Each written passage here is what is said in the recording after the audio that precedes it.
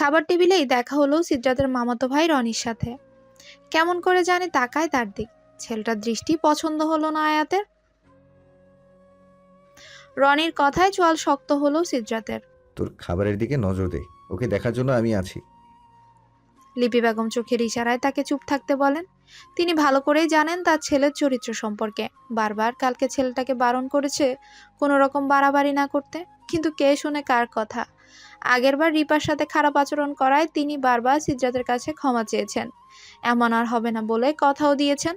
এবার কিছু করলে আর জানে বাঁচানো যাবে না তাকে। রনিও ভালো করে জানে সিদ্ধার্থ তার বাবা নেয়ামত রহমানকে খুবই সম্মান করেন, তাই তো এখন পর্যন্ত তাকে বাঁচিয়ে রেখেছেন। না হলে তার মতো মানুষকে গুম করা সিদ্ধার্থের জন্য কোনো ব্যাপারই না। আর এই সুযোগটাই বারবার কাজে লাগায় সে।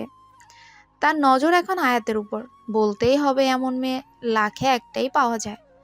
আয়াতের উপর লোভাতুর দৃষ্টি পড়েছে তার। খাওয়া দাওয়া করে উঠে যায় সবাই। শুধু বসে থাকে রনি আর সিদ্রাত। দাঁত বের করে হেসে যাচ্ছে রনি। শাসানু কণ্ঠে বলে সিদ্রাত। আমার জিনিসে নজর দিলে চোখ উপড়ে ফেলতে আমার 2 মিনিটও লাগবে না। হনহনিয়ে চলে যায় সিদ্রাত। সন্ধ্যা হওয়ার আগ মুহূর্তে বাড়ির সামনে বাগানে বসে চা পান করছে সবাই। নানা ধরনের কথা চলছে তাদের মধ্যে। রুবিনা চৌধুরী আর মিতু চৌধুরী বসেছেন একসাথে। অপর পাশে বসেছেন লিপি বেগম ও নেয়ামত রহমান। সিদ্রাত একটু দূরেই দাঁড়িয়ে ফোনে কথা বলছে। রায়হান জেরিনকে নিয়ে সামনের পুকুর পাড়ে দাঁড়িয়ে আছে। আয়াত বাচ্চাদের সাথে দুষ্টুমি করছিল। রুবিনা চৌধুরী ডেকে উঠেন তাকে। আয়াত দ্রুত পায়ে তার কাছে যায়। আমার ফোনটা মনে হচ্ছে লিভিং রুমে ফেলে এসেছি, একটু এনে দিবি মা? আমি এক্ষুনি যাচ্ছি। দ্রুত পায়ে বাড়ির ভেতরে যায় আয়াত। সে কল্পনায়ও ভাবেনি ভেতরে এমন কিছু অপেক্ষা করছে তার জন্য। ফোন নিয়ে বের হতে যাবে আয়াত, অমনি সামনে এসে দাঁড়ায় রনি। রনির কথায় ভয় পেয়ে যায় আয়াত। ওড়না টেনে টুনে ঠিক করতে থাকে সে। বাইরে যাব, সবাই অপেক্ষা করছে। দাঁত বের করে শয়তানি হাসি হাসতে থাকে রনি। দুহাতে কান চেপে বন্ধ করে নিল আয়াত।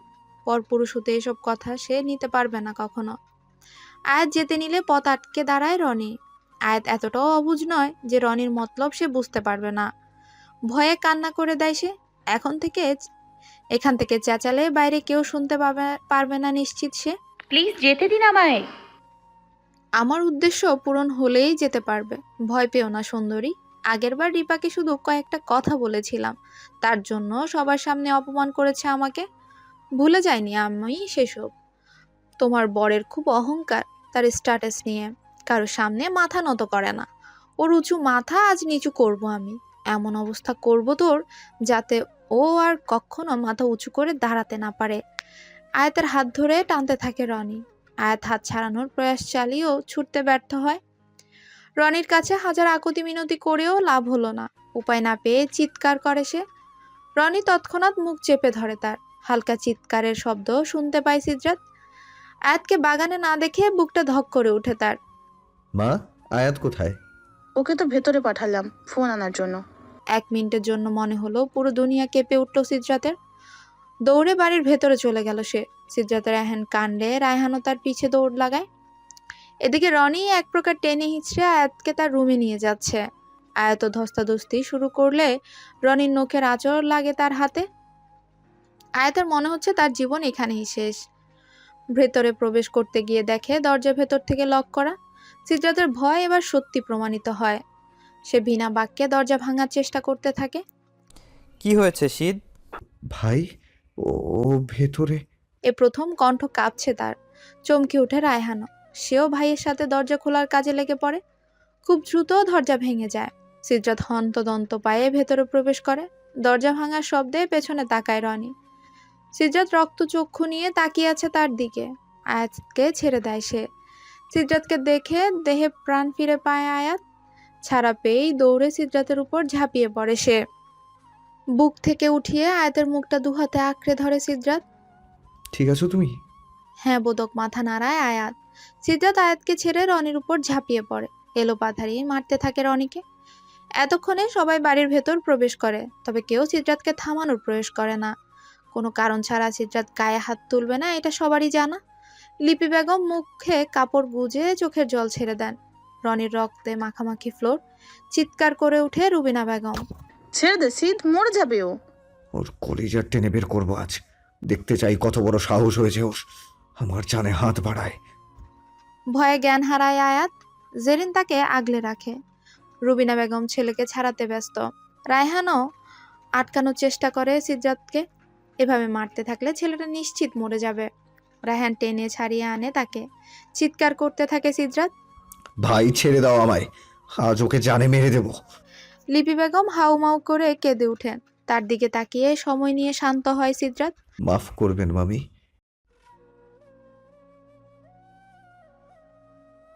আবারও কান্নায় ভেঙে পড়েন লিপি বেগম। দৌড়ে ছেলের কাছে চলে যান তিনি। ছেলে যতই খারাপ কাজ করুক, তিনি তো মা, তারও তো পূর্বেই। আয়াতকে জাগানোর প্রয়াস করছে জেরিন। হাঁটু গেড়ে ফ্লোরে বসে পড়ে সিদ্রাত। আলগোছে আয়াতের মাথাটা তার বুকে আনে। মা একটু পানি দাও। রুবিনা চৌধুরী দ্রুত পায়ে পানি এনে সিদ্রাতের হাতে দিলেন। চোখে মুখে পানির ঝাপটা পেয়ে পিটপিট করে তাকায় আয়াত। কিছুক্ষণ আগের ঘটনা মনে পড়ে যেতেই ভয়ে সিদ্রাতকে শক্ত করে আঁকড়ে ধরে। ভয়ে থরথর করে শরীর কাঁপছে তার। লিভিং রুমে উপস্থিত এতগুলো মানুষকে পরোয়া না করে সিদ্রাতকে জড়িয়ে ধরে আয়াত। সিদ্রাত আয়াতকে জড়িয়ে ধরে। শান্ত হও, কিচ্ছু হয়নি, আমি আছি তো। কিছুতেই কান্না থামে না তার। কাঁদতে কাঁদতে হেঁচকে উঠে যায়। সিদ্রাত তার মাথায় হাত বোলাতে থাকে। সময় নিয়ে কান্না থামে তার। সিদ্রাত তাকে ছেড়ে দিয়ে দুহাতে মুখ আঁকড়ে ধরে। এখানে কি হয়েছিল আমাকে সবটা বলো। আয়াত গুটিসুটি মেরে বসে কাঁপতে থাকে। উপস্থিত সবার দৃষ্টি এখন তার উপর। আয়াতের ভয় পাওয়া দেখে বুকের সাথে মিশিয়ে নেয় তাকে। তাড়াহুড়ো নেই, আস্তে ধীরে বলো কি হয়েছিল এখানে। সিদ্রাতের বুকে চুপটি করে থেকে আস্তে আস্তে মুখ খুলে আয়াত। সকল ঘটনা জানার পর মুখ ছিটকায় নিয়ামত রহমান। নত মুখে বসে থাকেন রনি। ভাই, তোমার বাড়িতে আসলে এমন হবে জানলে আমি কিছুতেই ওদেরকে নিয়ে এখানে আসতাম না। বোনের কথায় মাথা নত করে নিয়ামত আলী। আয়াতকে জেরিনের কাছে রেখে উঠে আসে সিদ্রাত। নিয়ামত রহমানের সামনে দাঁড়িয়ে বলে, মামা, শুধু তোমার ছেলে বলে ওকে ছেড়ে দিচ্ছি আমি, না হলে এতক্ষণে লাশ ফেলে দিতাম। রায়হানের সামনে এসে বলে। ভাই গাড়ি বের করো, এই মুহূর্তে বাড়ি ফিরে যাব। সিদ্রাত আয়াতকে নিয়ে শেফালি বেগমের রুমের দিকে হাঁটা ধরে। শেফালি বেগমের থেকে বিদায় নিয়ে বাইরে আসে সিদ্রাত। ছুটে আসেন লিপি বেগম। মামি, আপনাদের উপর আমার কোনো রাগ নেই। আয়াতকে নিয়ে আমি কোনো রিস্ক নিতে চাই না, আমাকে মাফ করবেন, আসছি। সকলের থেকে বিদায় নিয়ে রনির সামনে হাঁটু গেড়ে বসে সিদ্রাত। খুবই ধীর কণ্ঠে বলে, মামা, মামির জন্য আজ তোকে ছেড়ে দিচ্ছি, তবে এটা ভাবিস না সব সময় ছেড়ে দেব।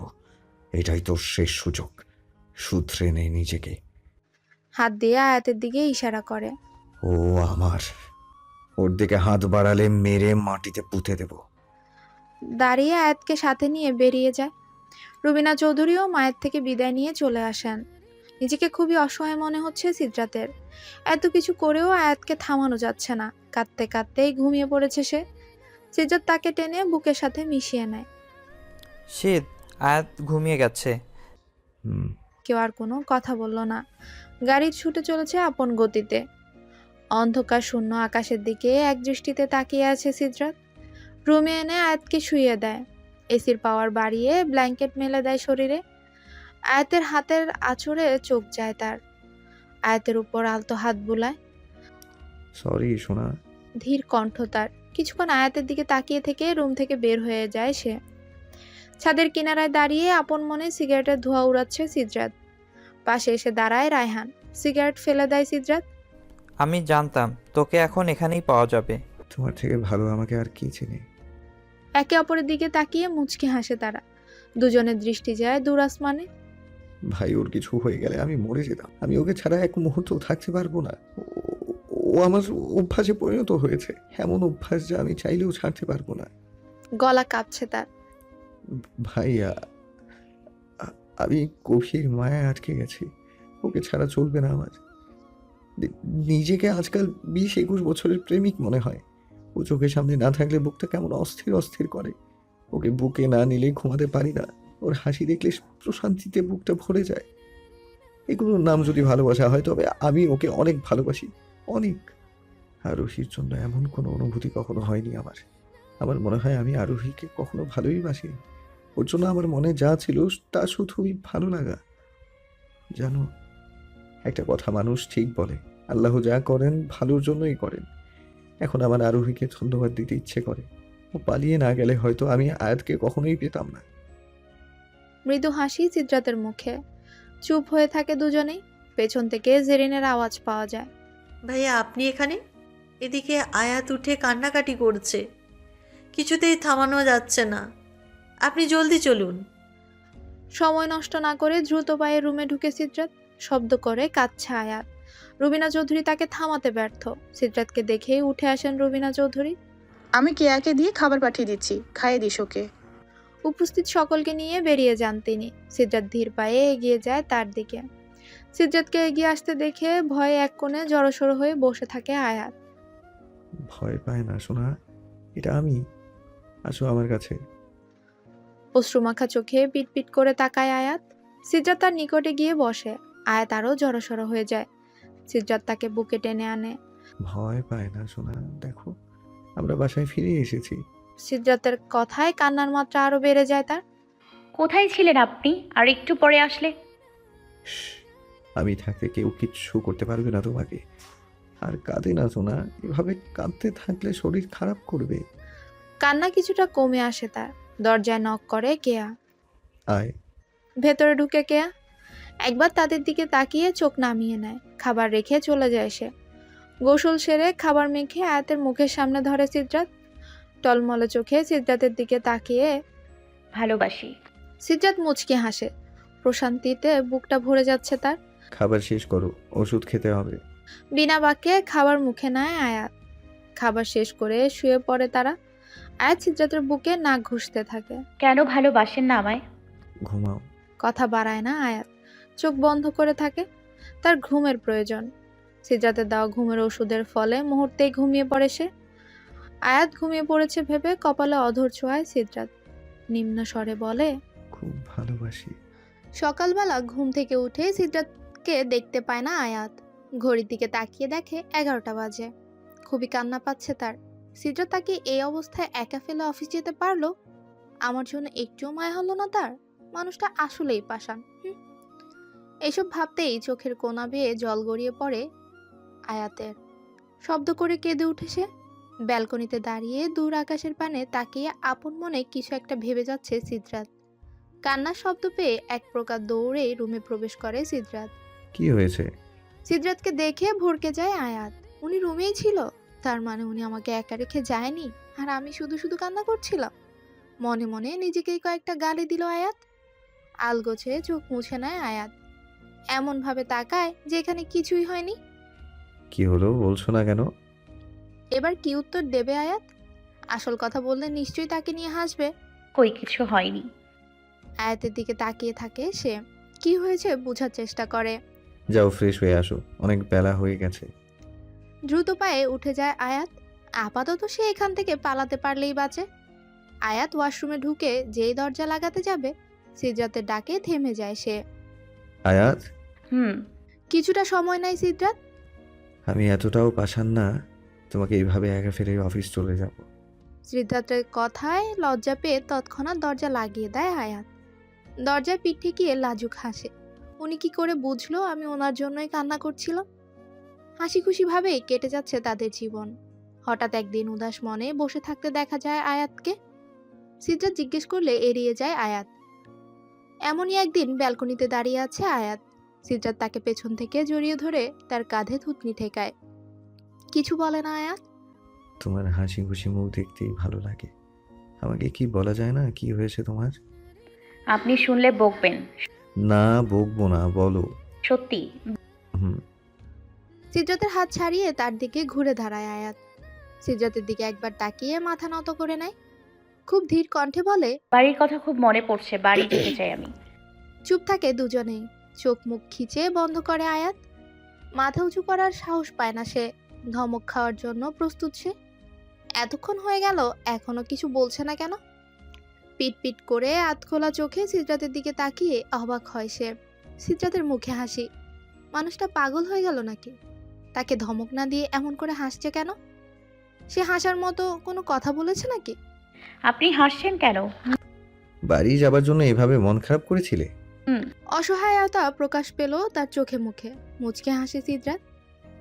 ঠিক আছে, কালকেই বাসায় দিয়ে আসবো। তবে দুদিনের বেশি থাকা যাবে না। খুশিতে চকচক করছে আয়াতের মুখ। খুব দ্রুতই গলায় বলে ওঠে, সত্যি? সত্যি। তবে আমার একটা শর্ত আছে। কিছুটা ঘাবড়ে যায় আয়াত। কি শর্ত? ও বাসায় থেকে ফিরে আসার সময় আমি হাসি খুশি আয়াতকে দেখতে চাই।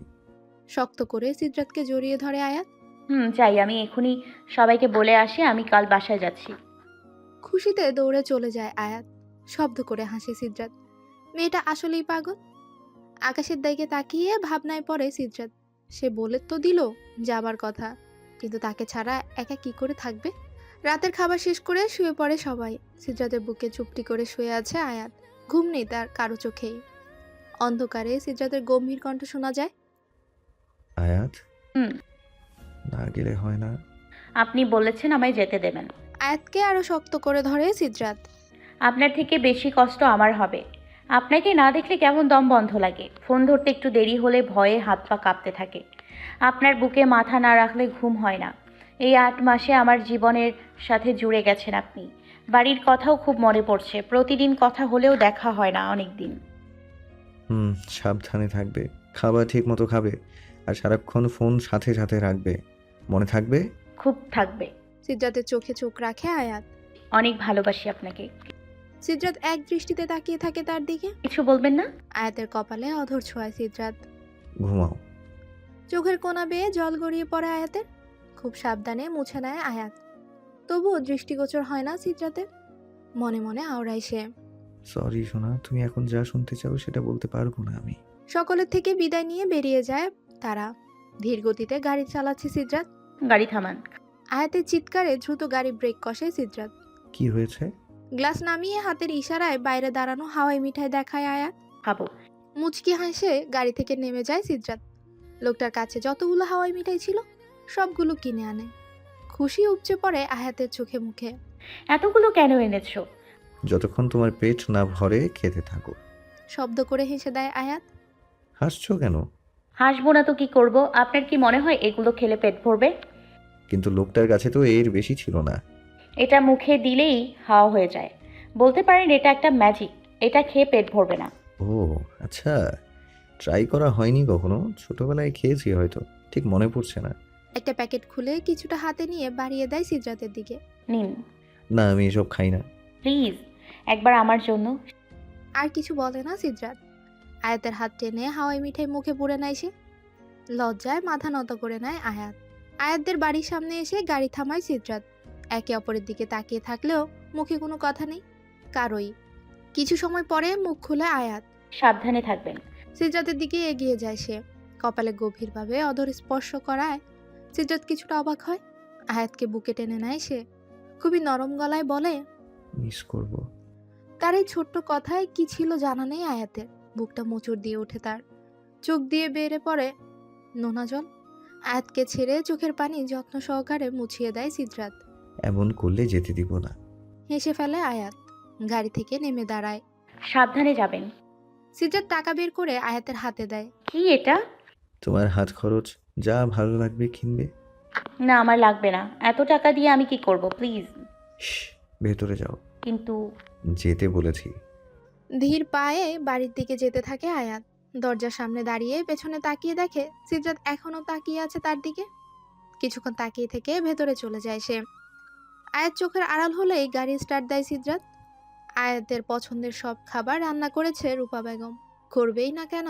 এতদিন পরে মেয়ে বাড়ি আসবে বলে কথা। কালকে যখন আয়াত জানালো সে আসছে, তখন থেকেই মেয়ের অপেক্ষায় বসেছিলেন তিনি। আয়াতকে পেয়ে সবাই নানা ধরনের কথা জুড়ে দিয়েছে। সকলের সাথে কথা বলে নিজের রুমে চলে আসে আয়াত। কল দেয় সিদ্রাতের নাম্বারে। আয়াতের কল দেখেই হাসি ফুটে ওঠে সিদ্রাতের মুখে। বলো। কি করছেন? কাজ করছিলাম। খেয়েছো তুমি? আপনি খেয়েছেন? মুখের হাসি দীর্ঘ হয় সিদ্রাতের। সে খেয়েছে কিনা সেটা না শোনা পর্যন্ত আয়াত খাবে না এটা তার জানা। যাও খেয়ে নাও, আমি পরে কল করছি। ফোন রেখে নিচে খেতে চলে যায় আয়াত। তাকে হাসি খুশি দেখে কিছুটা শান্তি ফিরে আসে আহমেদ ভিলায়। কারণ বিয়েতে এত আয়োজন না করলেও অনেক আত্মীয় পাড়া প্রতিবেশী উপস্থিত ছিল। মুহূর্তের মধ্যেই পুরো এলাকায় জানাজানি হয়ে যায় আরোহীর বিয়ের আসর ছেড়ে পালিয়ে যাওয়ার ঘটনা। মানুষের অনেক কটু কথা শুনতে হয় তাদের দেখলেই মানুষ কানাঘুষা শুরু করে দেয়। তার উপর আয়াতের মতের বিরুদ্ধে তাকে বিয়ে দেওয়া হলো। সব মিলিয়ে খুবই খারাপ দিন যাচ্ছিল তাদের। আরোহীর খোঁজ না পেলেও আয়াতকে আগের মতো হাসি খুশি দেখে মনে কিছুটা শান্তি মিলছে তাদের। একদিনে এভাবে দুমের জীবন ছন্নছাড়া হয়ে যাওয়ায় অনেকটা ভেঙে পড়েছিলেন তারা। আয়াত কিছুদিন তাদের সাথে কথা না বললেও এখন নিয়মিত কথা হয় সবার সাথে। সোফায় বসে খবরের কাগজ পড়ছিলেন আনোয়ার আহমেদ। বাড়ির বাইরে যাচ্ছিলেন আজিজ আহমেদ। ভাইয়ের ডাকে তার পাশে এসে বসেন তিনি। এতদিন পর মেয়েটা বাড়িতে এলো, ভালো করে কথাও হলো না। কোথায় ও? মেয়েকে ডেকে পাঠান তিনি। একে একে আহমেদ বাড়ি সকলেই উপস্থিত হয় এখানে। বাবা ডাকছিল আমায়? হ্যাঁ মা, বস এখানে। আনোয়ার আহমেদের কথায় তার পাশে বসে আয়াত। খবরের কাগজ নামিয়ে পাশের টেবিলে রাখেন তিনি। পূর্ণ দৃষ্টি মেলে তাকায় আয়াতের দিকে। আজিজ আহমেদের দৃষ্টিও আপাতত তার দিকে। মেয়ে যে তার কষ্টে নেই সেটা দেখলেই বোঝা যায়। সেদিন চৌধুরী বাড়িতে দেখে আসা আয়াত আর আজকের আয়াতের মধ্যে অনেক তফাৎ। ধীর কণ্ঠে বলতে শুরু করেন আনোয়ার আহমেদ। দেখ মা, সেদিন যা হয়েছিল আমরা পরিস্থিতির শিকার ছিলাম। তোকে এভাবে বিয়ে দিতে আমরা বাধ্য ছিলাম, আর ওই ভুলের শাস্তি তোকে পেতে হলো। না বড়ব্বু, কোনো শাস্তি পাচ্ছি না। তুমি তাকাও আমার দিকে, দেখো ভালো আছি আমি। কিছুটা স্বস্তি পান আজিজ আহমেদ। পারলে আমাকে মাফ করে দিস মা। আমি কখনো চাইনি আমার একটা মেয়ের জন্য আরেকটা মেয়ের জীবন নষ্ট হোক। আয়াত হাঁটু গেড়ে বসে আনোয়ার আহমেদের সামনে। দেখো বড়ব্বু, যা হয়েছে আমি ভুলে গেছি। বিয়েটা যেভাবেই হোক ভালো আছি আমি। ও বাড়ির সবাই আমাকে অনেক ভালোবাসে। হ্যাঁ, তখন আমি তোমাদের উপর রেগেছিলাম, কিন্তু বিশ্বাস করো এখন আমার কোনো অভিযোগ নেই। আহমেদ বাড়ির সকলের মুখেই হাসি ফুটে ওঠে। অনেক দিন পর একটা ভালো খবর পেয়েছেন কিনা। বড়ব্বু, একটা কথা বলার ছিল। আয়াতের মাথায় হাত রাখেন আনোয়ার আহমেদ। এভাবে বলছিস কেন মা? কি বলার আছে বল। না মানে, অনেক দিন তো হলো, আপুর খোঁজ কেন করছো না তোমরা? যতই ভুল করুক। আর বলতে পারল না আয়াত। রেগে যান আনোয়ার আহমেদ। না, কেউ ওর খোঁজ করবে না। ও নিজে ইচ্ছায় চলে গেছে, আমাদের কথা একটুও ভাবেনি ও। আমাদের মেয়ে মারা গেছে, এই বাড়ির দরজা ওর জন্য চিরকালে বন্ধ। ওকে নিয়ে কোনো কথা হবে না এই বাড়িতে। বড় বড় পা ফেলে চলে গেলেন আনোয়ার আহমেদ। দীর্ঘশ্বাস ছাড়লো আয়াত। রাতের খাবার শেষ করে শুয়ে পড়েছে সবাই। আয়াত রুমে পায়চারি করছে। কয়েকবার ফোন করেছে সিদ্রাতকে, ধরেনি সে। যতই ভুল করুক, খুব তো বলে আমাকে ছাড়া থাকতে পারে না। এখন তো ঠিকই মরার মতো পড়ে পড়ে ঘুমাচ্ছে, আর আমাকে দেখো, তার চিন্তায় ঘুমোতেই পারছি না। রাগে নিজের মনে এইসব বিড়বিড় করছিল সে। এমন সময় দরজার কলিং বেল বেজে ওঠে। ঘড়ির দিকে তাকায় আয়াত। 12টা বেজে 15 মিনিট। এই সময় আবার কে এলো? নিচে নেমে দেখে তার মাও উঠে এসেছে। একে অপরের দিকে তাকায় তারা। মা, এ সময় আবার কে এলো? সেটাই তো, তুই এখানেই দাঁড়া, আমি দেখছি। দরজার ওপাশের মানুষটাকে দেখে চোখ বড় বড় হয়ে যায় রূপা বেগমের। আসসালামু আলাইকুম। একটু সময় নিয়ে সালাম ফেরায় রূপা বেগম। পরিচিত কণ্ঠ পেয়ে চমকে উঠে আয়াত। দ্রুত পায়ে সে মায়ের পেছনে যায়। সামনে মানুষটাকে দেখে ভূত দেখার মতো চমকে উঠে। আপনি? আমি কেন আসতে পারি না? কেন নয়, তোমার যখন ইচ্ছে তখন আসবে। আমি তো আয়াতকে বলেছিলাম তোমার কথা, ও বলল তুমি ব্যস্ত, আসতে পারবে না। তুমি এসেছো, আমার যে কি আনন্দ হচ্ছে বলে বোঝাতে পারবো না বাবা। মুচকে হাসে সিদ্রাত। আয়াত তো আমাকে একবারও আসতে বলেনি। মেয়ের দিকে চোখ রাঙিয়ে তাকায় রূপা বেগম। আয়াত মায়ের ভয়ে চোখ নামিয়ে নেয়।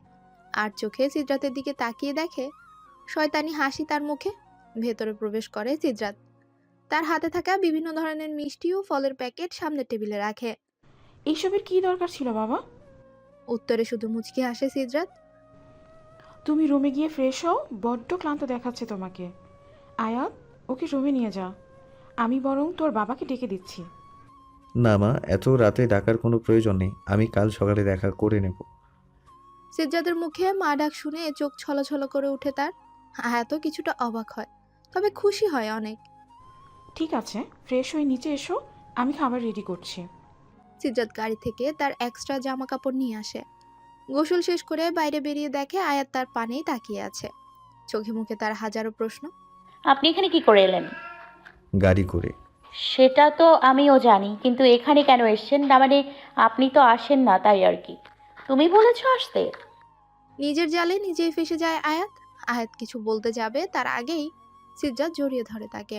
কানের কাছে মুখ নিয়ে ফিসফিসিয়ে বলে, মিস করছিলাম। সকাল সকাল খুশিতে ভরপুর আহমেদ ভিলা। সিদ্রাত রাতে তাদের বাড়ি এসেছে শুনে খুশি দ্বিগুণ হয়েছে তাদের। কেন তাদের রাতে না জানানো হয়নি এই নিয়ে এক দফা বকাও খেয়েছেন রূপা বেগম। মেয়ে জামাইয়ের জন্য বাড়িতে খাবারের আয়োজন হচ্ছে বেশ। অনেকদিন পরে এমন খুশির দিন ফিরে এসেছে আহমেদ ভিলায়। সকালে উঠে লিভিং রুমে আসে সিদ্রাত। সকলের সাথেই বেশ হাসি মুখে কথা বলছে সে। ইতিমধ্যেই তার অমায়িক ব্যবহার সকলের মন জয় করে নেয়। বাড়িতে জামাই এসেছে বলে কথা, দুভাই মিলে বাজারের উদ্দেশ্যে বের হচ্ছে। বাবা, আপনাদের আপত্তি না থাকলে আমিও আপনাদের সাথে যেতে চাই। আমাদের কোনো সমস্যা নেই সিদ্ধার্থ। এই সময় বাজারে অনেক ভিড় থাকবে এই গরমের মধ্যে। কোনো ব্যাপার না, আজকের বাজারটা আমিই করতে চাই বাবা। ইতস্তত হয়ে কিছু বলতে যাবেন আজিজ আহমেদ, তার আগেই মুখ খুলে সিদ্রাত। না, করবেন না, আমাকে আপনাদের বাড়ির ছেলে ভাবতে পারেন। অগত্যা সিদ্রাতের কথা মানতে হলো তাদের। খুবই অবাক হয় আয়াত। সিদ্রাত কোনোদিন বাজার করেছে বলে জানা নেই তার। কিন্তু দেখো তার বাপ চাচাদের সাথে কিভাবে কাঁধে কাঁধ মিলিয়ে বাজার করতে যাচ্ছে, দেখে বুঝার উপায় নেই সে বাজার করায় অদক্ষ। গাড়ি ভর্তি বাজার করে বাড়ি ফিরে তারা। বাড়ির সামনে থেকেই হাঁক ছাড়েন আজিজ আহমেদ। কই গো আয়াতের আম্মু, দেখে যাও কি করেছে ছেলেটা। দ্রুত পায়ে বাইরে আসে আহমেদ বাড়ির গৃহিণীরা। এত সব দেখে অবাক হয় তারা। পাগল হয়েছে আয়াতের বাবা? এত বাজার কেউ একসাথে আনে? আমাদের আর কই আনতে দিল, সবই তো সিদ্ধার্থ আনলো। কত করে না করলাম, শুনলই না। শাক সবজি থেকে শুরু করে মাছ মাংস কোনো কিছুই বাদ রাখেনি। তুমি কেন এইসব করতে গেলে বাবা? ওনারা... বাকি কথা শেষ করতে পারলো না রূপা বেগম। আপনার ছেলে আনলে কি এভাবে বলতেন? আপনাদের ছেলে হিসেবে এইটুকু তো করতেই পারি আমি। চোখ দুটো টলমলো করে উঠে রূপা বেগমে। আর কিছু বলতে পারলো না সে। দূরে দাঁড়িয়ে তার কাঁধের কার্যকলাপ লক্ষ্য করছিল আয়াত। নিজেকে তার ভাগ্যবতী মনে হচ্ছে। খুশিতে চকচক করছে তার চোখ মুখ। একরাশ মুগ্ধতা এসে ছুঁয়ে দেয় তাকে। একদম গেমে গেছো, যাও ভিতরে গিয়ে বিশ্রাম নাও। আনোয়ার আহমেদের কথায় মাথা নাড়িয়ে ভেতরে চলে যায় সিদ্রাত। সিদ্রাতকে ভেতরে আসতে দেখে দৌড়ে রুমে চলে আসে আয়াত। ভাব তার এমন যে সে এতক্ষণ রুমেই ছিল। রুমে প্রবেশ করে সিদ্রাত। চোখাচুকি হয় তাদের। একটু পানি দাও। আয়াত দৌড়ে ফ্রিজ থেকে পানি নিয়ে আসে। এক ঢোকে পুরো গ্লাস পানি শেষ করে সিদ্রাত। পানি গ্লাস রেখে নিজের ওড়না দিয়ে সিদ্রাতের মুখ মুছিয়ে দিচ্ছে আয়াত। এই গরমের মধ্যে কেন এইভাবে বাজার করতে গেলেন? এমনি মন চাইলো। খুব কষ্ট হচ্ছে না আপনার? একরাশ চিন্তা ভর করে আয়াতের মাথায়। মুগ্ধ নয়নে তাকিয়ে থাকে সিদ্রাত। হুম, এমন সেবা পেলে এইটুকু কষ্ট সহ্যই করা যায়। লজ্জায় রাঙা হয় আয়াতের গাল দুটো। সরে আসে সে।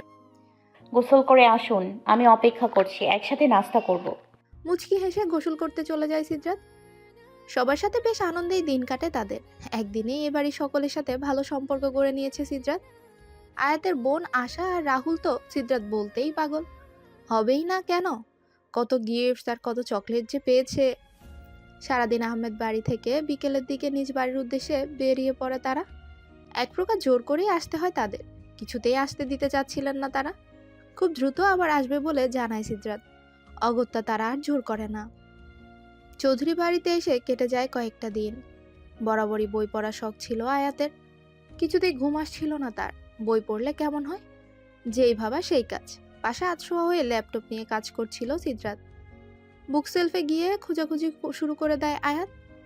হঠাৎ বেখেয়ালবশত একটা বই নিচে পড়ে যায়। সিদ্রাত এক পলক তাকিয়ে আবার চোখ রাখে ল্যাপটপে। বই তুলতে গেলে ভেতর থেকে একটা ছবি উল্টে পড়ে যায় নিচে। নিচু হয়ে ছবিটা তুলে কিছু সময়ের জন্য স্তব্ধ হয়ে যায় আয়াত। আপুর ছবি এত যত্ন করে রেখেছেন উনি। টলমলে হয়ে উঠে একই দয়। আয়াতকে এভাবে বসে থাকতে দেখে এগিয়ে আসে। এভাবে বসে আছো কেন? বেরিয়ে আসো, ঘুমাবে, অনেক রাত হয়েছে। সময় নিয়ে উঠে দাঁড়ায় আয়াত। সিদ্ধাতের চোখে চোখ রাখে। জলে টইটুম্বুর তার চোখ, যে কোনো সময় পানি গড়িয়ে পড়বে বলে। আয়াত, কি হয়েছে? তুমি... ছবিটা সিদ্ধাতের দিকে বাড়িয়ে দেয় সে। ছবিটা হাতে নিয়ে একবার দেখে আয়াতের চোখে চোখ রাখে। শিট, এই ছবিটা এখানে রয়ে গেছে, জানা ছিল না সিদ্রাতের। আচ্ছা, একটা কথা জিজ্ঞেস করি। হায়াতের দিকে তাকায় সিদ্রাত। আপুকে এখনো ভালোবাসেন? আকাশ থেকে পড়ে সিদ্রাত। কি বলছে এই মেয়ে? তোমার ধারণা আছে তুমি কি বলছো? সোজা সাপটা উত্তর দিন না। ছবিটা হাতে নিয়ে ব্যালকনিতে চলে যায় সিদ্রাত। আয়াত তার পিছু পিছু উপস্থিত হয় সেখানে। নিশ্চয়ই ভালোবাসেন, এর জন্যই এত যত্ন করে রেখে দিয়েছেন। তা না হলে আমার থেকে এভাবে পালাচ্ছেন কেন? আয়াত চুপ থাকো, আমাকে রাগিও না। আমি জানতে চাই, আর আপনাকে বলতে হবে। থমথমে কণ্ঠস্বর তার। রেগে যায় সিদ্রাত। তোমার কথা মতো চলতে হবে নাকি? আমার জীবন নিয়ে ডিসিশন নেয়ার তুমি কেউ না, বুঝতে পেরেছো? চিৎকার করে কথাটা বলে ওঠে সিদ্রাত। আয়াত এক দৃষ্টিতে তার দিকে তাকিয়ে থাকে। সময় নিয়ে মুখ খুলে সে। ঠিকই বলেছেন, আমি শুধুই আপনার রক্ষিতা। কথাটা শেষ হওয়ার সাথে সাথেই শক্ত হাতের চর পড়ে আয়াতের গালে। কিছুটা পিছিয়ে যায় আয়াত। ঠোঁটের কিছুটা অংশ কেটে সামান্যতম রক্তক্ষরণ হয়। থরথরিয়ে কাঁপছে তার শরীর। খুবই অসহায় লাগছে নিজেকে। অশ্রুসিক্ত নয়নে সিদ্রাতের দিকে তাকিয়ে থেকে ধীরে ধীরে পিছিয়ে যায় সে।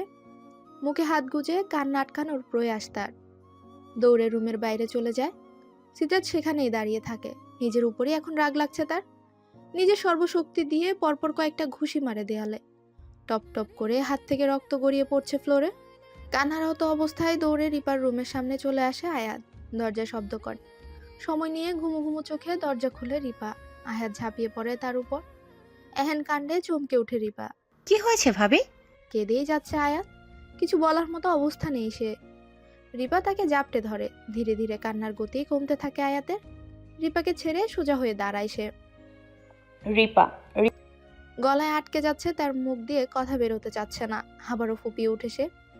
আয়াতকে বিছানায় বসিয়ে পানির গ্লাস এগিয়ে দেয় রিপা। পানি খেয়ে কিছুটা শান্ত হয় আয়াত। গ্লাস রেখে পূর্ণ দৃষ্টি মেলে তাকায় রিপার দিকে। তার দিকেই তাকিয়ে আছে রিপা। রিপা, তোমার রুমে থাকতে দেবে আমাকে? করুণ কণ্ঠ তার। এভাবে কেন বলছো ভাবি? তোমার যখন ইচ্ছে এখানে থাকবে, কিন্তু হয়েছেটা কি? আর তুমি এভাবে কাঁদছোই বা কেন? কিছু হয়নি। কিছু তো হয়েছে, বলো আমাকে। আয়াতের গালে চোখ পড়ে রিপার। থুতনি ধরে মুখ উঁচু করে তার। ভাবি, তোমার গালে কি হয়েছে? ভয় পেয়ে যায় আয়াত। কিছু হয়নি। মিথ্যে বলছো কেন? তোমার গালে আঙুলের দাগ স্পষ্ট। অ্যালার্জি আছে তাই হয়তো। ভাইয়া তোমাকে মেরেছে? রিপার কথা কানে যেতেই নতমাথা উঁচু হয় আয়াতের। চোখ দিয়ে গড়িয়ে পড়ে গরম নোনা জল। যা বোঝার বুঝে যায় রিপা। আমি বিশ্বাস করতে পারছি না ভাইয়া এমনটা করতে পারে।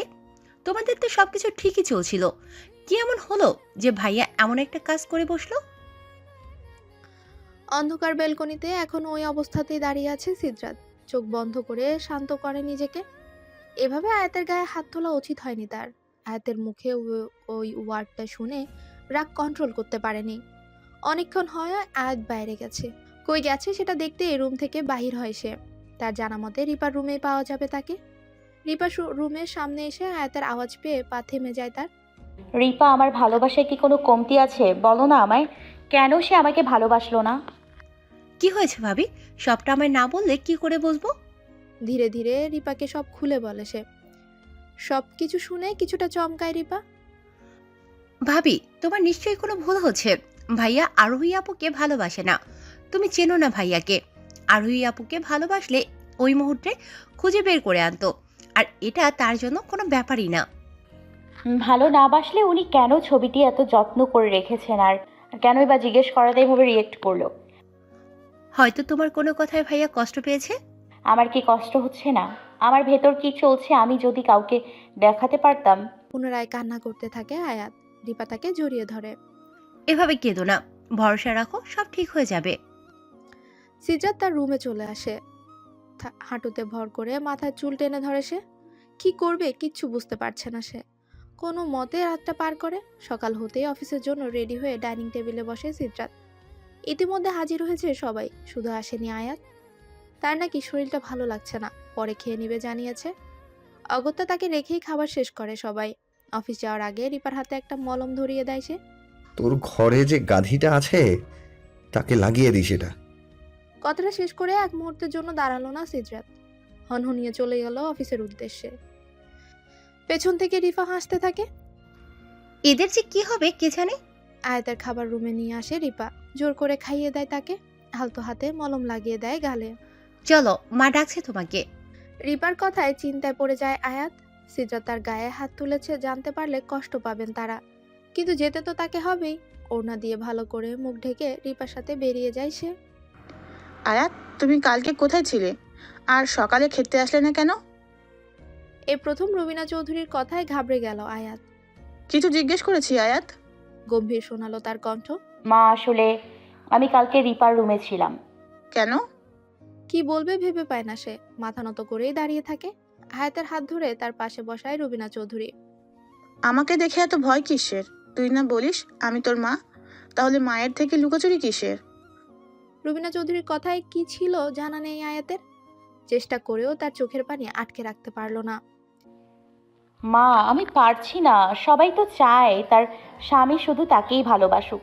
আমিও তার ব্যতিক্রম নই, অনেক ভালোবেসে ফেলেছি তোমার ছেলেকে, কিন্তু সে আমাকে ভালোবাসে না মা। সে এখনো আপুকে ভালোবাসে। হেরে গেছে আমি মা, পারলাম না তার মনে আমার জন্য কোনো জায়গা বানাতে। কান্নার কারণে আর কিছু বলতে পারে না সে। শান্ত হ মা, এভাবে ভেঙে পড়লে চলবে? আমরা আছি না, বাসায় আসুক, আমি কথা বলবো ওর সাথে। না মা, প্লিজ কিছু বলবে না ওনাকে। আমি তার দয়ার পাত্র হতে চাই না। প্লিজ মা, আমাকে একটু সময় দাও, ঠিক হয়ে যাব। দৌড়ে চলে যায়। পেছনে দুঃখ ভরা মন নিয়ে দাঁড়িয়ে থাকে রুবিনা চৌধুরী। ছেলে আর ছেলের বউয়ের মাঝখানে কথা বলতে চান না তিনি। এটা তাদের ব্যক্তিগত ব্যাপার, তাদের উপরেই ছেড়ে দেন তিনি। সিদ্রাত আসার আগেই রাতের খাবার শেষ করে শুয়ে পড়ে আয়াত। সিদ্রাতের সামনে কিছুতেই যাবে না। রাতে রুমে এসে আয়াতকে দেখতে না পেয়ে রাগে চোয়াল শক্ত হয় সিদ্রাতের। গোসল শেষ করে খাবার খায়, শুয়ে শুয়ে এপাশ ওপাশ করতে থাকে। না, কিছুতেই ঘুম আসছে না তার। কিছুক্ষণ রুমে পায়চারি করে বেরিয়ে যায় সে। রিপার রুমের সামনে এসে নক করে। দরজা খুলে সিদ্রাতকে দেখে অবাক হলেও না রিপা। সে আগে থেকেই জানতো সিদ্রাত আসবে। ভেতরে এসো ভাইয়া। রিপার কথা শুনে নড়ে চড়ে বসে আয়াত। রুমে ঢুকে আয়াতের দিকে তাকায় সিদ্রাত। রুমে চলো।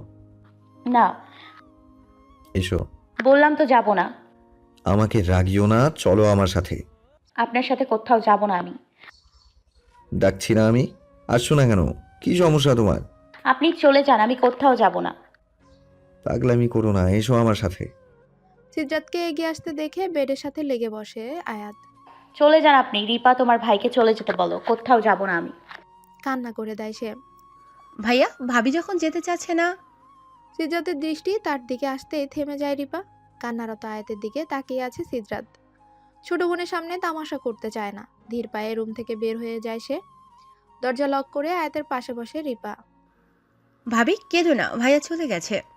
কেন এসছে এখানে? আমাকে আরো কষ্ট দিতে? কষ্ট দেয়া কি কম হয়ে গেছে? আমি কিছুতেই যাব না তার কাছে, কিছুতেই না। ঠিক আছে, যেও না, কেউ জোর করবে না তোমাকে। এবার তো কান্না থামাও। আজকেও কোনো রকমে রাতটা পার করে দেয় সিদ্রাত। একবার শুধু হাতের কাছে পাই, থাপড়িয়ে গাল লাল করে দেব। সকালে খাবার টেবিলে আজও অনুপস্থিত আয়াত। রাগে জল শক্ত হচ্ছে সিদ্রাতের। কিছু বলছে না দেখে খুব বার বেড়েছে। এর একটা নিষ্পত্তি আজ করতেই হবে। রিপা, যাও ওই গাধাটাকে ডেকে নিয়ে আয়। বিনা বাক্যে চলে যায় রিপা। কিছুক্ষণ পর ফিরে এসে জানায় আয়াত মানা করেছে, আসবে না সে। রাগ বাড়তে থাকে সিদ্রাতের। খাবার ফেলে রেখেই হনহনিয়ে অফিসের উদ্দেশ্যে বেরিয়ে যায়। কি হলো? ও এইভাবে খাবারে খেয়ে উঠে গেল কেন? জানি না, 2 দিন ধরেই দেখছি আয়াত রিপার রুমে থাকছে। জিজ্ঞেস করলাম, বললো না কিছু। রুবিনা চৌধুরীর কথায় কিছু একটা ভাবলেন সজীব চৌধুরী। কেয়াকে দিয়ে ডাক পাঠালেন আয়াতকে। তার কথা কিছুতেই ফেলতে পারবেন না আয়াত। ধীর পায়ে হাঁটতে থাকে। খাবার টেবিলে সিদ্রাতকে না দেখে দেহে যেন প্রাণ ফিরে পায়। সজীব চৌধুরীর পাশে এসে দাঁড়ায় সে। এখানে বস মা। চুপচাপ বসে পড়ে আয়াত। কি হয়েছে মা? খাবার খাচ্ছিস না ঠিক মতো? সিদ্ধার্থ কিছু বলেছে তোকে? আমাকে বল, আমি ইচ্ছে মতো বকে দিব। না বাবা, তেমন কিছু নয়। আয়াত বলতে চাচ্ছে না বলে সজীব চৌধুরী আর কিছু জিজ্ঞেস করলেন না। যেটাই হোক মা, খাবারের সাথে রাগ করতে নেই। আর যেন না শুনি রাগ করে খাবার খাওনি। কি মনে থাকবে তো? হ্যাঁ সূচক মাথা নাড়ায় আয়াত। এই তো লক্ষ্মী মেয়ে। রুবিনা, খাবার বেড়ে দাও আয়াতের জন্য। বাবা আমি একটু পর খেয়ে নিব। পরে কেন? এখনই আমাদের সাথে বসে খাও। আর কিছু বলতে পারলো না আয়াত। খেতে হয় তাকে। আয়াতকে খেতে দেখে মুচকি হেসে খাবারে মনোনিবেশ করলেন সজীব চৌধুরী। ভাবি, এবার কিন্তু ভাইয়া সত্যিই রেগে যাবে। সকালবেলাও রাগ করে না খেয়ে চলে গেছে। আমি কি বলেছি না খেয়ে থাকতে? ভাবি, তুমি চেনো না ভাইয়াকে। এই নিয়ে 2 বার ডাক পাঠিয়েছে তোমাকে, আর তুমি ঠায় বসে আছো।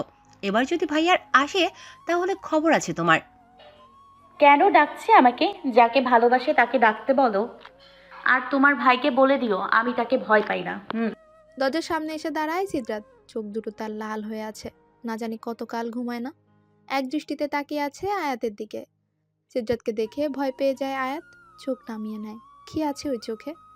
কেন তাকে তাকাতে পারে না সে? এগিয়ে আসে সিদ্ধার্থ। পালানোর সুযোগ দেওয়া হলো না আয়াতকে। তার হাত ধরে টেনে নামায় বিছানা থেকে। আমি যা। চুপ। চিৎকার করে উঠে সিদ্ধার্থ। ভয়ে অন্তরাত্মা কেঁপে ওঠে আয়াতের। স্তব্ধ হয়ে দাঁড়িয়ে থাকে সে। সিদ্ধার্থ তার হাত ধরে টেনে নিজের রুমের দিকে নিয়ে যায়। আয়াত তার সাথে তাল মেলাতে অক্ষম। এক প্রকার দৌড়ে যেতে হচ্ছে তাকে। বিছানার উপর ছুঁড়ে মারে আয়াতকে। বিছানার সাথে লেপ্টে শব্দ করে কান্না করে দেয় আয়াত। সশব্দে দরজা লাগায় সিদ্ধার্থ। নিজের রাগ কমাতে পাশে থাকা টেবিলে সজোরে লাথি মারে। ভয়ে কান্না আরো বেড়ে যায় আয়াতের। সিদ্ধার্থ সময় নিয়ে নিজেকে শান্ত করে।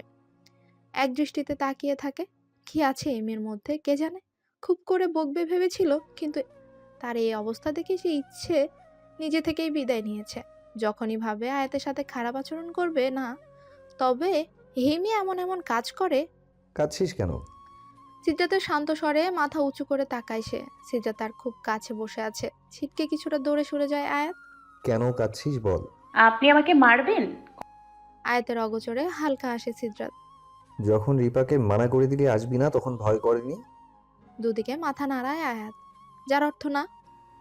তাহলে এখন ভয় পাচ্ছিস কেন? আয়াতের মাথায় আলতো হাত রাখে সিদ্ধার্থ। এদিকে এসো, কিছু বলবো না আমি। অশ্রুমাখা চোখে একবার তাকিয়ে কাছে চলে যায় আয়াত। দুহাতে চোখের পানি মুছিয়ে দেয় সিদ্ধার্থ।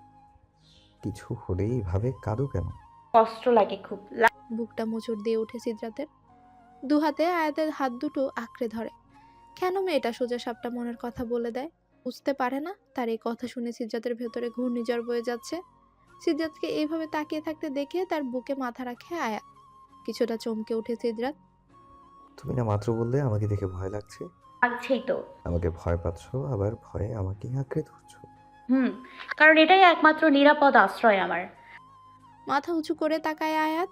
আর এখানে থাকলে আপনিও আমাকে বকতে পারবেন না। আমি কতবার ডেকেছি, আসোনি কেন?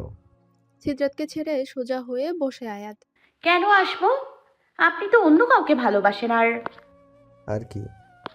আর আপনি আমায় মেরেছেন। সরি, আমি তোমার গায়ে হাত তুলতে চাইনি, কিন্তু তোমার মুখে ওটা শুনে নিজেকে কন্ট্রোল করতে পারিনি। আমি কি ভুল কিছু বলছি নাকি? আমি তো সত্যি। বউ তুমি আমার। মাথা নত করে চোখের জল ছেড়ে দেয় আয়াত। আমার আরও অনেক প্রশ্ন আছে, যে পর্যন্ত আমার কথার সঠিক উত্তর না দেবেন আপনার সাথে কোনো কথা নেই আমার। দীর্ঘশ্বাস ছাড়ে সিদ্ধার্থ। কি জানতে চাও? বিয়ের দিন পাওয়া গেল না আপুকে। আপনি তাকে না খুঁজে আমাকে কেন বিয়ে করলেন? কি হবে সত্যিটা জেনে? জানতে চাই আমি, কেন আমাকে জানাচ্ছেন না সত্যিটা?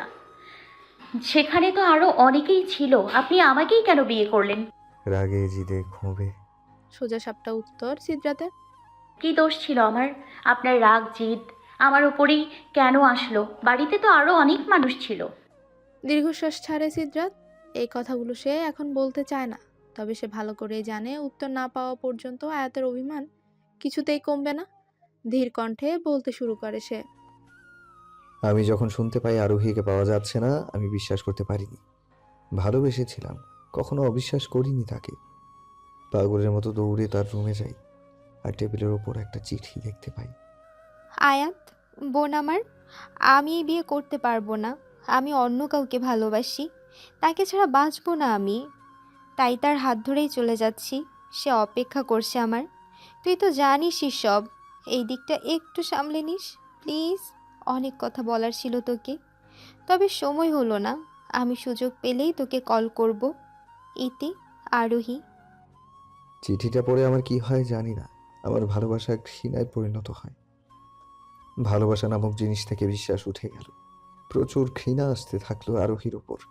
তবে আরোহী একটা প্রশ্ন রেখেই গেল, অন্য কাউকে ভালোবাসলে আমার সাথে এগুলো কেন করলো?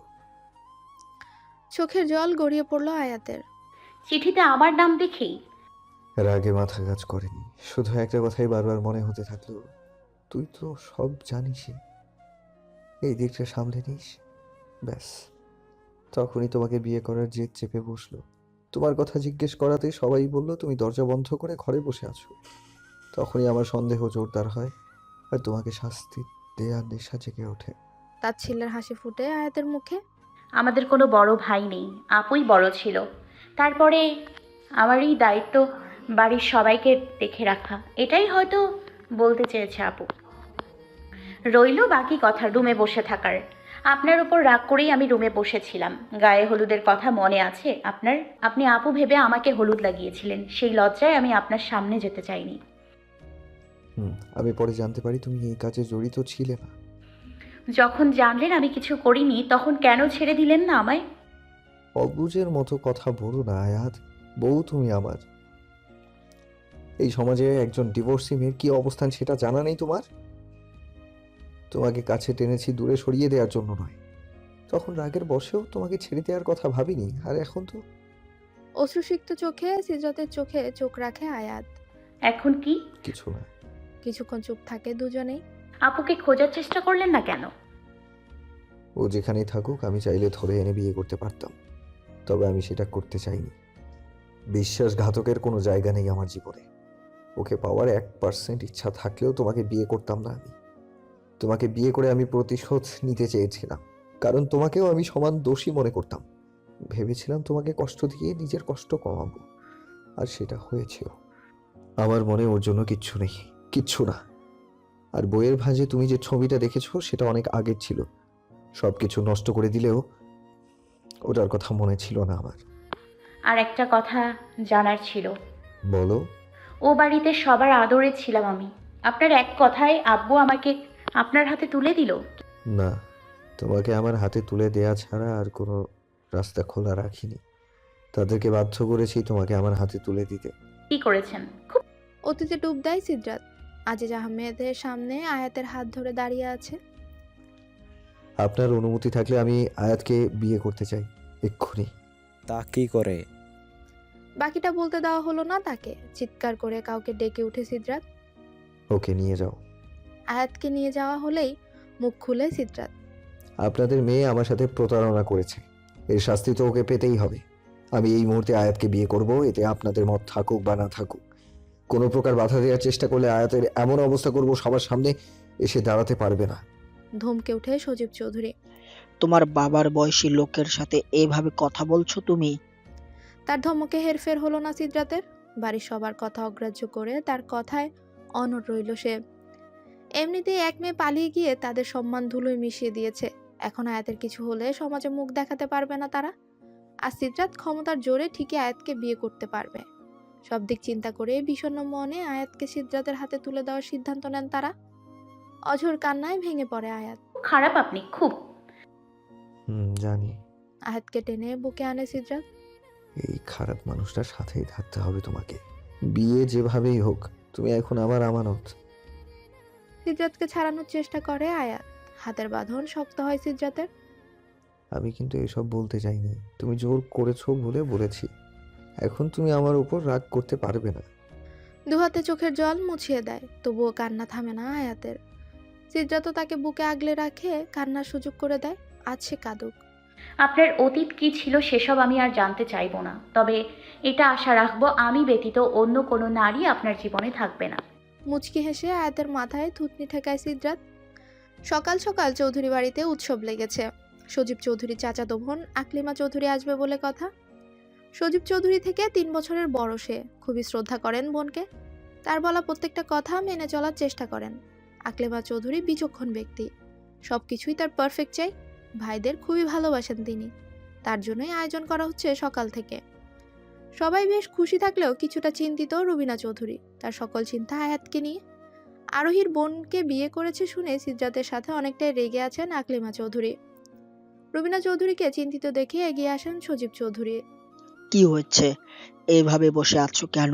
আয়াতকে নিয়ে চিন্তা হচ্ছে। আপা যদি আয়াতকে পছন্দ না করে? আরে না, আপার নিশ্চয় আয়াতকে পছন্দ হবে। আয়াতের মতো লক্ষ্মী মেয়েকে পছন্দ না করে কোথায় যাবে? আর বিয়ে হয়ে গেছে, এখন পছন্দ অপছন্দের কোনো মানেই নেই। তবুও তুমি কোনো চিন্তা করো না, আমি চিনি আমার বোনকে। আয়াতকে ওর নিশ্চয় পছন্দ হবে। দীর্ঘশ্বাস ছেড়ে উঠে দাঁড়ায় রুবিনা চৌধুরী। সেদিনের পর থেকে হাসি খুশি দিন কাটছে আয়াতের। সিদ্ধার্থ মুখে না বললেও তার প্রতি দুর্বল এটা বুঝে নেয় আয়াত। এতেই তার খুশির সীমা নেই। সবাই আজ বাসায় থাকলেও কোনো গুরুত্বপূর্ণ কাজ থাকায় অফিসে যেতে হচ্ছে সিদ্ধার্থকে। রেডি হচ্ছে সিদ্ধার্থ। পাশেই মন খারাপ করে দাঁড়িয়ে আছে আয়াত। সিদ্ধার্থ আয়াতের মন খারাপের কারণ বুঝতে পারলেও মুখে কিছু বলে না। কি হয়েছে, মুখটা এমন চুপসে আছে কেন? কিছু না। আয়াতের অগোচরে হাসে সিদ্ধার্থ। আয়াতের সামনে এসে তার কাঁধে হাত রাখে। যত দ্রুত সম্ভব কাজ শেষ করে বাসায় চলে আসব, কেমন? সিদ্ধার্থের চোখে চোখ রাখে আয়াত। করুণ কণ্ঠ তার। আজ না গেলে হয় না? আমি নিরুপায় আয়াত। সবাই আজ বাসায়, একটা গুরুত্বপূর্ণ কাজ পড়ে গেছে, আমাকে যেতেই হবে। চোখ নামিয়ে নেয় আয়াত। মুখের সামনে আসা চুলগুলো যত্ন সহকারে কানের পিছে গুজে দেয় সিদ্ধার্থ। কপালে অধর ছুঁয়ে বেরিয়ে যেতে নিলে আয়াত পেছন থেকে দুহাত আঁকড়ে ধরে তার। পিঠে নাক ঘষে। খুবই দীর্ঘ কণ্ঠ তার। জলদি ফিরবেন, অপেক্ষায় থাকবো। সিদ্ধার্থ চলে যাবার পর কিছুই ভালো লাগছিল না আয়াতের। কি করবে ভেবে না পেয়ে আপন মনে বই পড়ছিল। রুমে প্রবেশ করে রুবিনা চৌধুরী। কি রে মা, কি করছিস? বই বন্ধ করে উঠে দাঁড়ায় আয়াত। কিছু না মা, ওই একটু বই পড়ছিলাম। আয়াতকে টেনে বিছানায় বসিয়ে তার হাতে একটা শাড়ি ধরিয়ে দেয় রুবিনা চৌধুরী। আজকে এটা পরবি কেমন? শাড়ি দেখে অবাক হয় আয়াত। জিজ্ঞাসু দৃষ্টিতে তাকায় তার দিকে। জানিসই তো আজকে তোর ফুফুমণি আসবে। সে একটু সেকেলে মানুষ, বউ শাড়ি পরছে না দেখলে হাজারটা কথা শোনাবে। মুচকে হাসে আয়াত। ঠিক আছে মা, আমি এটাই পরবো। আয়াতের মাথায় আদুরে হাত বুলিয়ে চলে যান তিনি। আয়াতকে শাড়ি পরিয়ে হালকা সাজিয়ে দিয়েছে জেরিন। লাল শাড়িতে বউ বউ লাগছে তাকে। আজকে আমার ভাই তোমাকে দেখে ফিদা হয়ে যাবে ছোট ভাবি। রিপার কথায় লজ্জা মাথা নামিয়ে নেয় আয়াত। শব্দ করে হেসে দেয় রিপা আর জেরিন। জেরিনও শাড়ি পরেছে আজ, খুবই সুন্দর লাগছে তাকেও। ছোট ভাবি, ফুপি বোনের থেকে সাবধান। একবার তোমার পিছনে লাগলে জীবন তেজপাতা করে দেবে। আর যদি তোমাকে পছন্দ হয়ে যায় তাহলে মাথায় করে রাখবে। রিপার কথা শুনে চিন্তায় পড়ে যায় আয়াত। রিপা, তুমি শুধু শুধু ওকে ভয় দেখাচ্ছ কেন? আয়াত, ভয় পেও না তুমি, ও তোমাকে ভয় দেখাচ্ছে। ফুপিমণি অনেক ভালো, আর তোমাকে তার নিশ্চয়ই পছন্দ হবে। আর যদি পছন্দ না করে? উনি তো কিছুদিন পরেই চলে যাবেন। যে তোমাকে নিয়ে সংসার করছে তার তো তোমাকে অনেক পছন্দ। কথাটা বলেই রিপাকে চোখ মারে জেরিন। ভাবি তুমিও? আমার এত চিন্তা হচ্ছে আর তুমি মজা করছো? ওকে বাবা, আর হবে না, এত চিন্তা কিসের? যা হবে ভালোই হবে। চলো সবাই নিচে যাই, ফুপি যখন তখন চলে আসবে। নিচে নেমে দেখে চৌধুরী বাড়ির সকলেই উপস্থিত এখানে। প্রান্তকে নিয়ে দৌড়াদৌড়ি করছে সোহান। রায়হান বাপ চাচাদের সাথে কথার ঝুলি খুলে বসেছে। রুবিনা চৌধুরী আর মিতু চৌধুরী রান্না বান্নার তদারকি করছেন।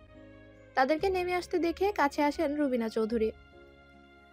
মাশাআল্লাহ, কারো নজর না লাগুক আমার মেয়েদের উপর।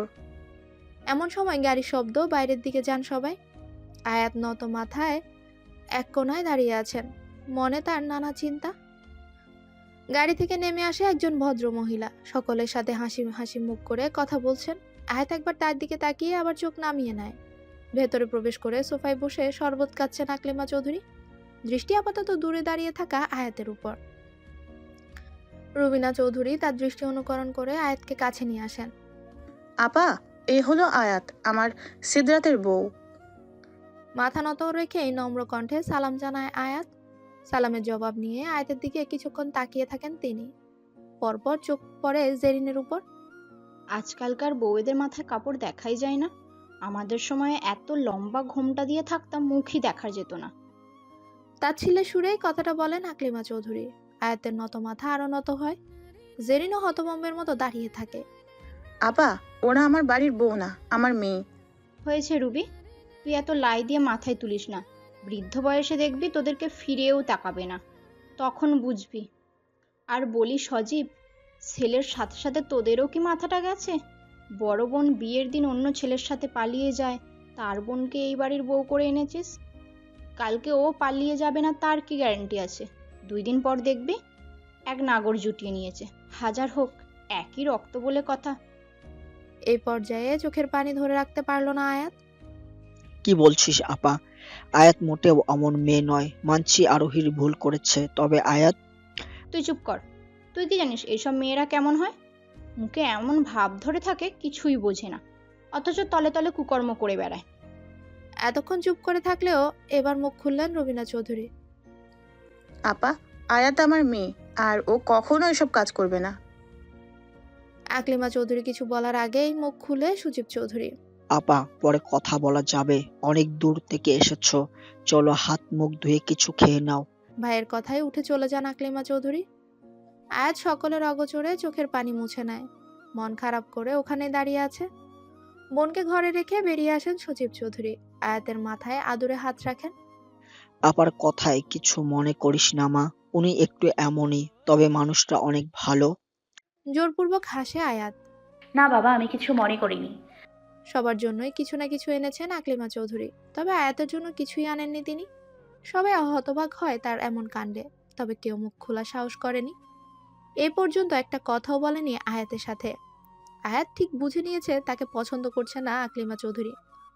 দুপুরবেলা সকলে খেতে বসেছে একসাথে। আয়াত নত মাথায় খাবার নাড়াচাড়া করেই যাচ্ছে। খাবার মুখ দিয়ে নামছে না তার, চোখ দুটো বারবার ভরে উঠছে। কোনো মতে খাবার খেয়ে উঠে যায় সে। রবিনা চৌধুরীর চোখ এড়ায় না, সেও পিছু ছুটে আয়াতের। রুমে গিয়ে শব্দ করে কেঁদে উঠে আয়াত। রবিনা চৌধুরীর হাত রাখে তার কাঁধে। হকচকিয়ে উঠে আয়াত, দ্রুত চোখের পানি মুছে ঘুরে দাঁড়ায়। মা, আপনি এখানে কিছু বলবেন? আপার কথায় কষ্ট পেয়েছিস? চোখ দুটো জলে ভরে উঠে আয়াতের। মা, বিশ্বাস করো, আমি অমন নই। আমি জানি আমার মেয়ে কেমন। আয়াতকে বুকে আগলে নেন তিনি। পরন্ত বিকেলে বাড়ির সামনে বাগানে বসেছেন আকলিমা চৌধুরী। এতদিন পর ভাইদের পেয়ে গল্প জুড়ে দিয়েছেন তিনি। এমন সময় বাড়িতে প্রবেশ করে সিদ্রাত। গাড়ি পার্ক করে সোজা আকলিমা চৌধুরীর কাছে গিয়ে জড়িয়ে ধরে তাকে। কেমন আছো ফুপি জান? সিদ্রাতকে আগলে ধরেন তিনি। কেমন আর থাকবো, তুই নতুন বউ পেয়ে তো আমাকে ভুলেই গেছিস। কি যে বলো না, বসো, আমি ফ্রেশ হয়ে আসছি। জলদি আসিস, কথা আছে তোর সাথে। বাড়ির ভেতরে চলে যায় সিদ্রাত। আয়াতকে রান্নাঘরের সামনে দাঁড়িয়ে থাকতে দেখে ভারী গলায় বলে ওঠে, রুমে এসো। ধীর পায়ে রুমে প্রবেশ করে আয়াত। সিদ্রাত তার পরনের শার্ট খুলছিল। আয়াতের দিকে একবার তাকিয়ে চোখ ফিরিয়ে নেয় সে। শাড়ি পরেছো? মা বলল পড়তে। শার্ট খুলে আয়াতের কাছে এসে দাঁড়ায়। আলতো হাতে পেছন থেকে শাড়ি টেনে মাথায় ঘুমটা নিয়ে নেশাময় কণ্ঠে বলে ওঠে। বউ, তৎক্ষণাৎ আয়াতের গাল লাল বর্ণ ধারণ করে।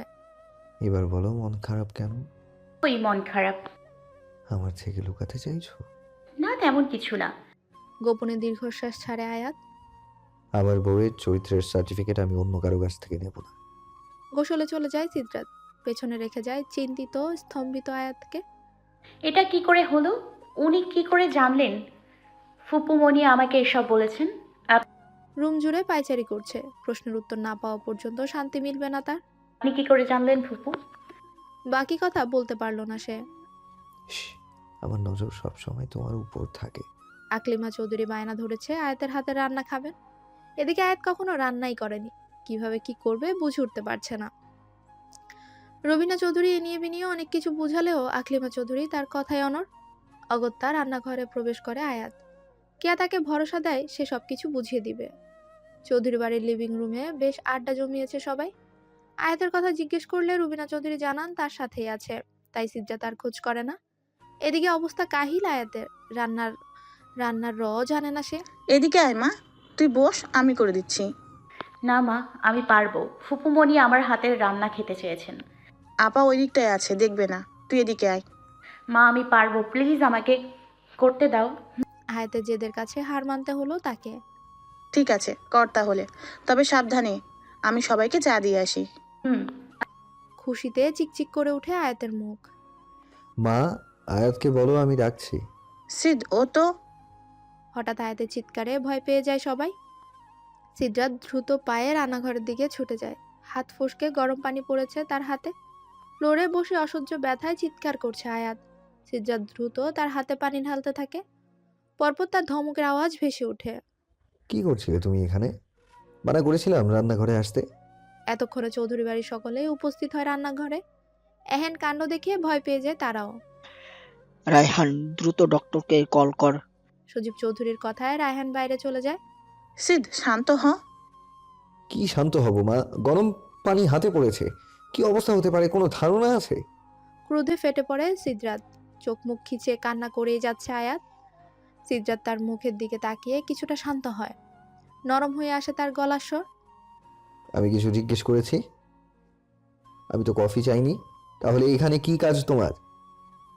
আপা মনে তো রান্না করতে এসেছিল। হরহর করে কথাটা বলেই শান্ত হয় কেয়া। সিদ্রাতের চোয়াল পুনরায় শক্ত হয়। রাগে মাথা ফেটে যাচ্ছে তার।